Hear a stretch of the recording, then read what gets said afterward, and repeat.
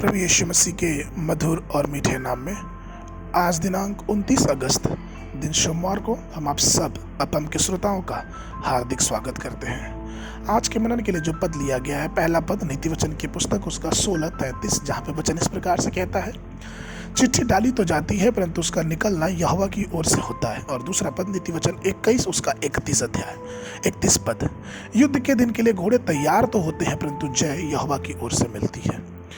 पुराने नियम के समय में चिट्ठी डालना एक सामान्य प्रथा थी। हम पवित्र शास्त्र में पढ़ते हैं कि 2 बकरियों के लिए भी चिट्ठी डालते थे, लोग पाप बलि के लिए चिट्ठी डालते थे, और किस प्रकार से हर प्रकार की बातें जो व्यवस्था की पुस्तक उसके 16 अध्याय 8 और 10 8 से लेकर 10 पद तक मिलता है। स्वर्ग में भी बहुत कुछ डाला गया था और हमारे प्रभु यीशु को पाप बलि के रूप में पुनः निवृत्त किया गया, क्योंकि यीशु पर चिट्ठी निकल गई। वह हमारे अपराधों के लिए घायल किया गया और हमारे अधर्म के कामों के लिए कुचला गया। कनान देश को इसराइल के 12 गोत्रों में कैसे बांटा गया, यह भी चिट्ठियों के द्वारा ही तय किया गया था।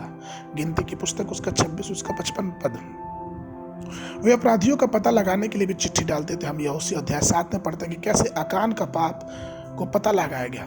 इसी प्रकार से हम यह जानने के लिए चिट्ठी डालते थे कि उपवास के दिन किसने क्या खाया। ये बात पहला सामुएल 14 के 41 में पद मिलता है कि योनातान ने उपवास के दिन मधु का स्वाद चखा था।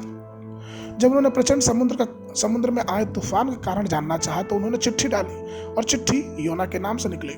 योना की पुस्तक उसका पहला अध्याय 7 पद। यहाँ तक कि यीशु के वस्त्र बांटने के लिए रोमन सैनिकों ने चिट्ठी डाली और यह तय किया कि यीशु का वस्त्र किसके पास होना चाहिए। पृथ्वी पर पवित्र आत्मा के उड़ेले जाने से पहले परमेश्वर के लोग परमेश्वर की इच्छा और उसकी अगुवाई को समझने के लिए चिट्ठी डाला करते थे, लेकिन आप अपने शरीर की आंखों से नहीं बल्कि अपने विश्वास की आंखों से देखते हैं। चिट्ठी डालने की संसारिक व्यवस्था आपको अपने जीवन में परमेश्वर की इच्छा खोजने में मदद नहीं करेगी।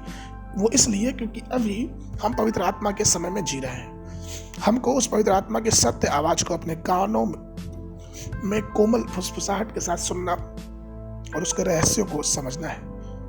यशायाह नबी की पुस्तक 30 और 21 पद में लिखा है, और जब कभी तुम दाहिनी और बाईं ओर मुड़ने लगो तब तुम्हारे पीछे से वचन तुम्हारे कानों में पड़ेगा, मार्ग यही है, इसी पे चलो। तो प्रभु में प्रिय लोगों, जब भी आपको परमेश्वर के मार्गदर्शन की आवश्यकता हो, अपने आप को नम्र करें और केवल परमेश्वर की तलाश करें। आपको बस इतना करना है कि परमेश्वर की उपस्थिति में अपने घुटने टेके और परमेश्वर से अपने जीवन के मार्ग के विषय में पूछें, और वो निश्चय ही आपको सही मार्ग बताएगा।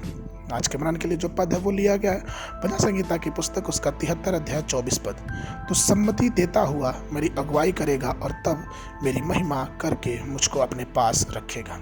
बाइबल अध्ययन के लिए सुबह के समय भजन संहिता 126, 27 और 128 अध्याय, संध्या के समय पहला कुरिन्थियों की पत्री उसका 10, 19 पद से लेकर 33 पद तक। परमेश्वर आप सबको आशीष देवे।